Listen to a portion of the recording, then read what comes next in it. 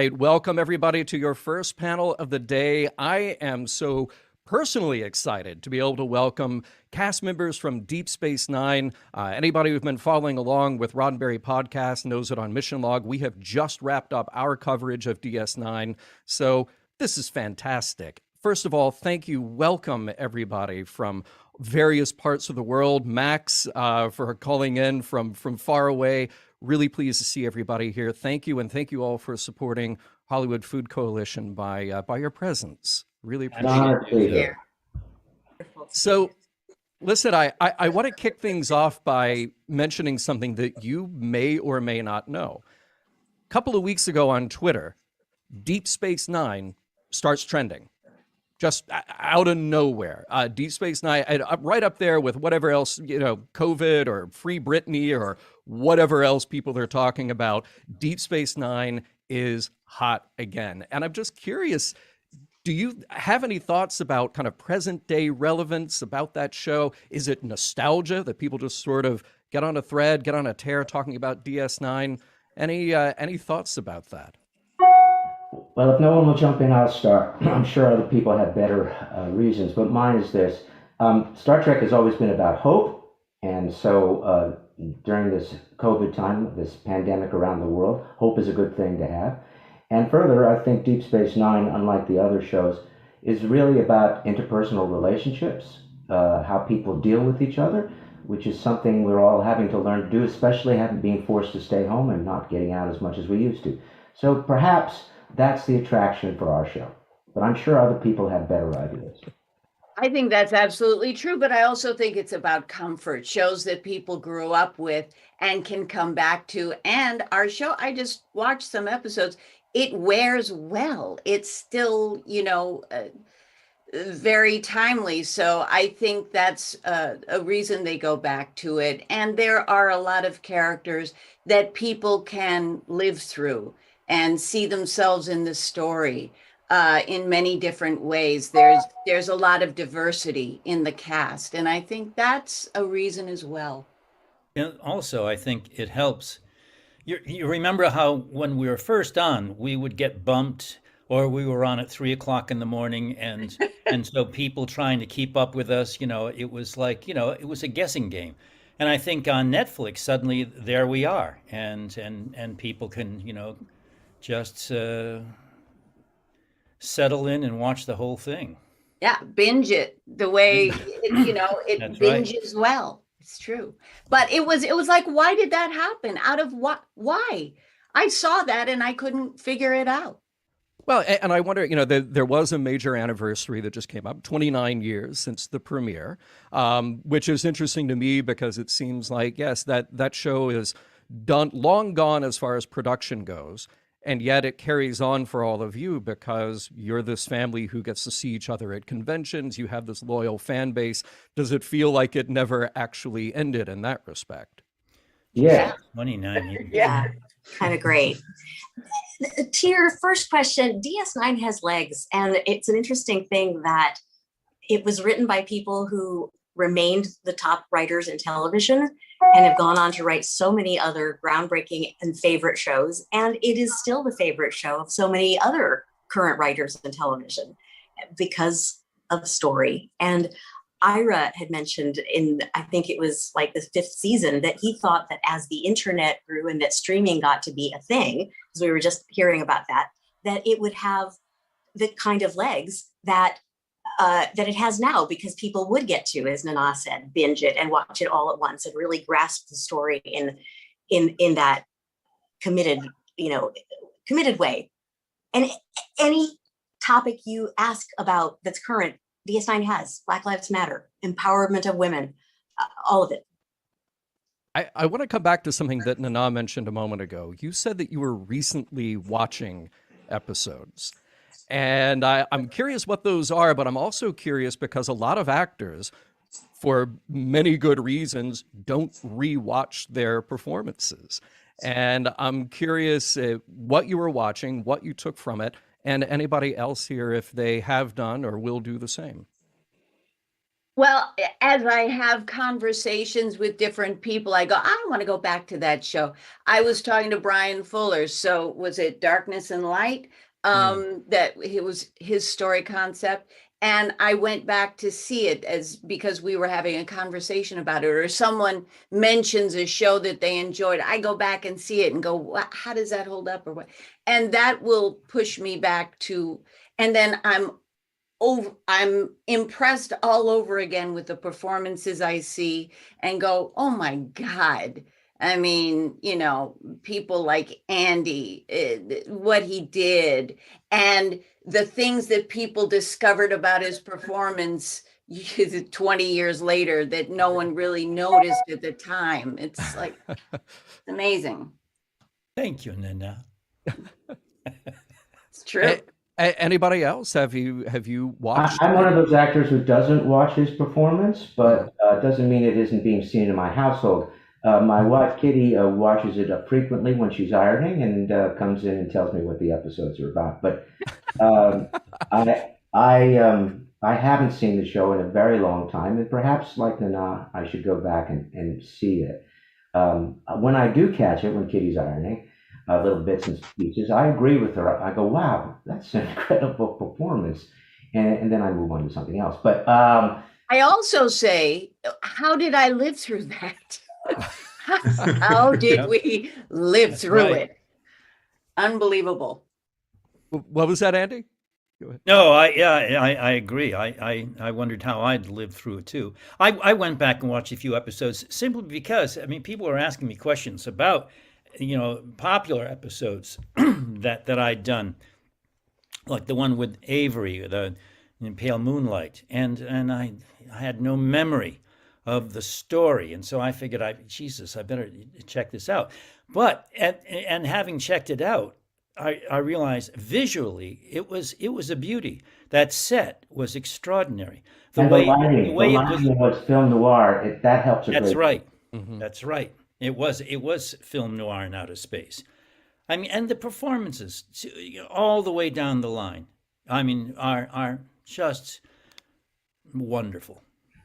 Yeah, I would go so far, and this is to Max and Chase, that our supporting cast, not necessarily the series regulars, but our supporting cast and Andy, I forget sometimes, Andy, that you weren't part of the series regulars, that they made all of us do our top game. That they pushed us. Our supporting actors were incredible. Any one of them, any one of the three here, plus the dozens of others, they could have had their own standalone episodes, and sometimes they did, because they were powerful actors, and the writers knew that. I Thank want you. to. Well, absolutely, and that ties into something that is one of the hallmarks of Deep Space Nine, which is this incredible attention to long character arcs and really developing supporting characters. And Max, the very talkative Max Grodenchik, I hope that we hear from you on this as well.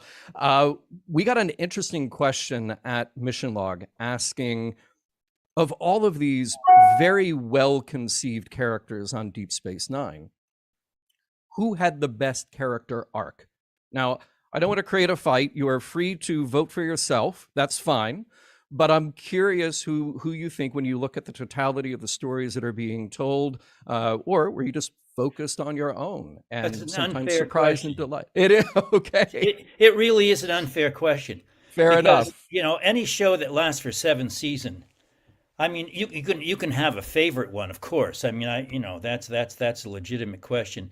But in terms of like who had the best one, or in 7 years, the writing was so damn good that there were enormous amount of changes that each of these characters went through. They had to have done. They had to have done. And I won't mention any other shows, but there are shows where they go on for 7 years and nothing changes. Nothing changes, and I'm talking about character development. That's which I think is almost more important than storylines. Although storylines often do provoke the character changes. But I mean, it's like everybody, like started one place and ended up in another. Thank you for the talkative Max Grodenchik. Well, it seems so obvious to me that Rom had the best arc. There's nothing else to say about it. He started out under his brother's thumb and getting yelled at by his brother, and he Hey, you became didn't the even have a name grand. The Grand Niggas. In the first episode, you didn't even have a name. That's true. I was the pit boss. That's right. I was the pit boss. Step up, step up. Fortune's fates await you today, my friends. Yeah. So I got Lita the Dobble girl. So much good stuff happened to me. So And look what happened to Lita as well. I mean, that's an incredible arc as well. Andy's right. There are tons and tons of wonderful arcs.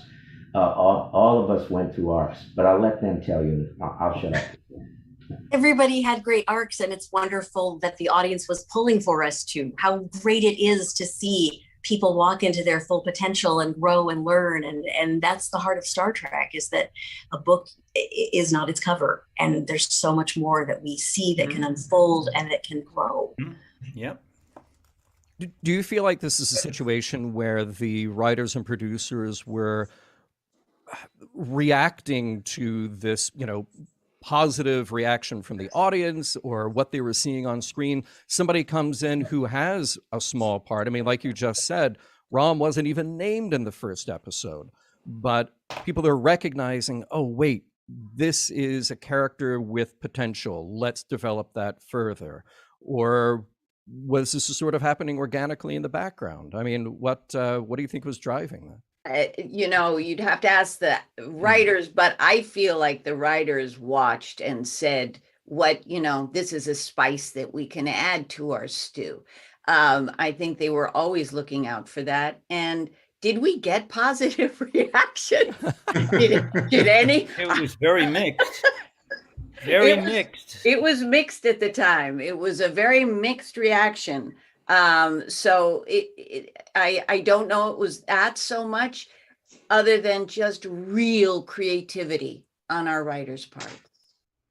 Yeah. Well, go ahead, Chase. And heart, creativity and heart, which is different parts of the same element. Let's talk about that mixed reaction for a moment, because I'm sort of keeping two thoughts in my head at the same time, which is you're coming in on the heels of this very big franchise that has clearly name recognition. Next Generation had paved the way for the syndication model. So there is an audience that is ready for more Star Trek. But are you saying from the beginning, are you getting this negative feedback, and was this affecting your headspace taking on the rest of what you're doing on DS9? It wasn't so much, well, there was some negative feedback, but it felt to me personally like it was, oh, you're not the Next Generation, and now we have Voyager. So it's like, skip right over what we're doing on to the next. That's what it felt like. We operated, in the shadows, and it was like it was an odd thing. But in terms of, I mean, I didn't know Star Trek from a salami sandwich, when I got hired. So in terms of like audience fan reaction, I didn't care. They were paying me, and I loved doing the character. Also, go ahead, Andy. Go ahead. Yeah, no, that's it. Also, I think what was detrimental to our being appreciated at the beginning was that we didn't have a starship. We stayed on the station. We didn't explore new worlds. This was totally alien to previous Star Trek shows, and I think this turned us off to a number of fans who wanted to watch us, but they don't go anywhere. They don't go anywhere. But and now, yes, of course. Now they get this exploration. We're going 12-inch exploration. It was, which is such an interesting one. And God bless Rick Berman and Michael Piller and all the rest for realizing that really exploring yourself is equally, if not more important and more interesting than exploring new worlds and solving their problems in 40 minutes. Boldly going into relationships and into our own psyches is scarier on some levels and more relatable than going. And they allowed us to be scary. They allowed us to not like each other, so that there were lots of conflicts that needed to be resolved over the course of 7 years. I would venture to say that all of us sitting here at one time or another had an argument with somebody else. And that doesn't happen so much on the other Star Trek shows, at least on the ones that were surrounded us. But and that was really quite good for drama, because drama is conflict. Mm-hmm. Well, two things that I'm thinking of with that. First of all, I'm curious if this tone that is very different for Deep Space Nine, was this something that was expressed to you coming in? They say, hey, we're doing Star Trek, but we're doing this different tone by design, and we want to explore these darker, kind of more mysterious psychological relationship areas as opposed to adventure in outer space. I mean, was that sort of laid out from the beginning to say, this is what we're doing, or do you feel like that was discovered? I feel like it was set up from the first scene in the pilot that this was going to be different. I think it had to have been their intention that it was going to be darker, but I don't remember ever being told outright, this is a dark take on Star Trek. Right. I was never told, I don't think anybody else was either, that this was about a psychological exploration. But the writers, obviously, as Nana just said, had that in the back of their heads, because that's what they had started writing almost immediately. And again, the conflicts were set up really early in that first episode, and we went from there. Without any criticism of Voyager, they had conflicts too at the very beginning in their first episode. And by the end of the episode, everybody was buddies, which was disappointing for me when I watched that first episode of Voyager, because I do think that people can relate to each other, but at times we have bad feelings about each other, even when they're friends. Fair enough. By the way, for Andy, I would be remiss if I didn't ask this, which is a question specifically from my co-host to you, which is, will we ever get an audiobook read by you of the book that is written from Garak's perspective? Because I'm dealing with the evil empire, you know. Oh. You know, and these people, I mean, they wouldn't lose money on it, but they wouldn't make very much, so it just doesn't interest them. Okay, well, that's too bad, but we'll hear it in our heads if we please read that book. Yeah, indeed. I want to ask something of all of you, because there were two losses in the DS9 family within the last couple of years, Aaron Eisenberg and Rene Auberjonois. And I'm just hoping to get maybe a comment or memory or story from any of you about either one of them. Both tremendous losses to the family. I'll start. They were indeed tremendous losses, and there are no words to express that loss. Aaron's was a complete shock because it was unexpected. Renee's, he gave us a heads up that this was going to happen. We knew that he was sick, so that wasn't as shocking. Still, the loss is abysmally deep. There isn't a day that goes by that I don't think about them. Both of them are here in the room with me. I have pictures with them, and I see them every day. And I mourn them every day. They were extraordinary people. Aaron was a bag of joy. You couldn't be in the same room with Aaron and not laugh. He brought everybody's spirits up. And we were very grateful for that, and a tremendous talent. He was always concerned that no one thought that he was a good actor. So I'm going to say this right here. He was of tremendous talent. Renee, of course, was also a tremendous talent. And my relationship with Renee is one of the glories of my being on Deep Space Nine.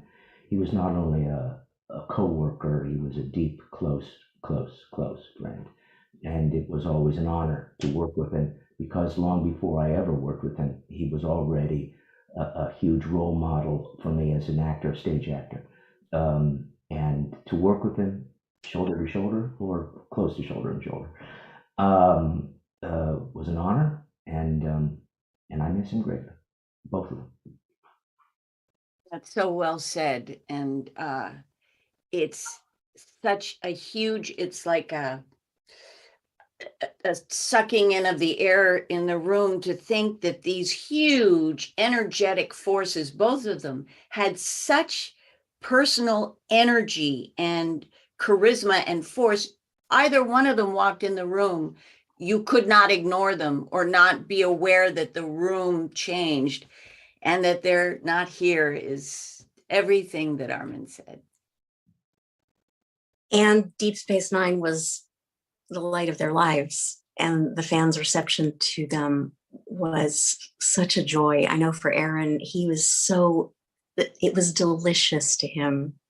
Every moment, every interaction, every time he was paid a compliment by someone showing up, even, he took it so to heart. And what an incredible way to live life. He was happy. You guys made him happy. You guys too. So that's a really good thing. Not everybody gets that kind of love. So as we come up toward the end of our discussion today, and thank you all again for your time and joining us. And of course, we are doing this in support of Hollywood Food Coalition.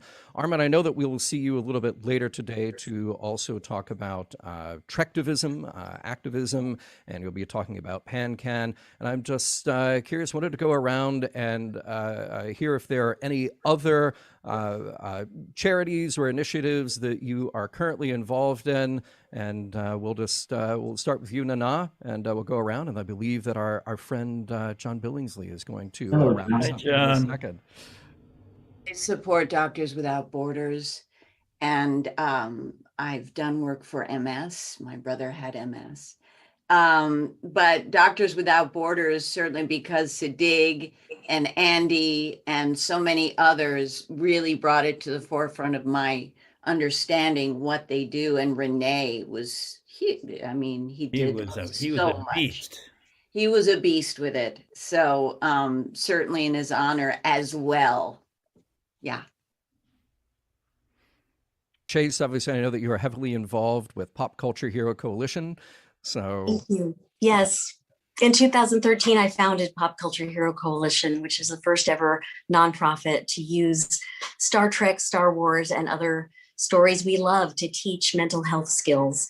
And we teach bullying prevention, basically teaching IDIC, because healthy people don't bully each other. And it's wonderful to be able to make that connection and use these stories for real life. So if you'd like to know more, we're at popculturehero.org. Let's do one of these someday. You got it. You got it. All right. Andy, Max, the talkative Max Grodenchik. Max, go ahead. I'm still thinking about Aaron and the question about Aaron, and it's already been said, and his loss was so sudden. So unexpected. And, you don't think it's going to happen. You don't think it's going to happen until it happens. And Renee, I was in awe of Renee. So I tended to watch him from afar. I didn't get that close to him. But Aaron was, there's nobody I ever met like Aaron Eisenberg, and a very unique character. As the space station was populated with unique characters, both in their makeup and out of their makeup, I think. So I don't know if I'm making any sense, but yeah, absolutely. I miss him so much. We used to do little skits together at conventions. You're probably going over the time. And then he was gone. And there it is. There's my cue. Thank you. I appreciate you wrapping up the conversation. That was the angel, baby. That was the angel. He was That was Armin going enough.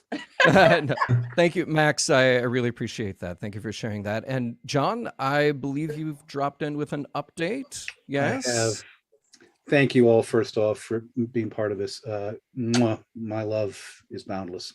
Yes, David Livingston had suggested he'd throw 1,000 in if it was matched and then some. It was matched and then some. We're now up to around $12,000 for the Hollywood Food Coalition. Can't thank everybody enough. Whoa. What I do is drop in at the end of these panels to say a few words about some of the videos you'll be seeing throughout the day.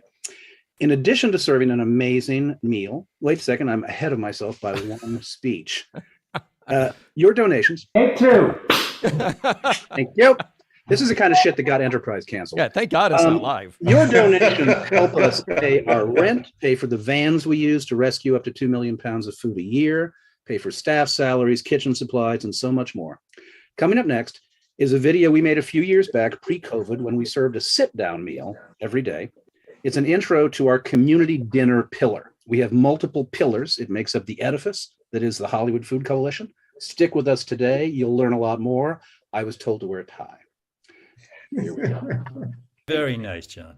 Very nice. And John, thank you and everyone else at the coalition for what you do. Please, absolutely. Yes, thank you. God's work that you guys do. Thank you. Appreciate it. Wonderful.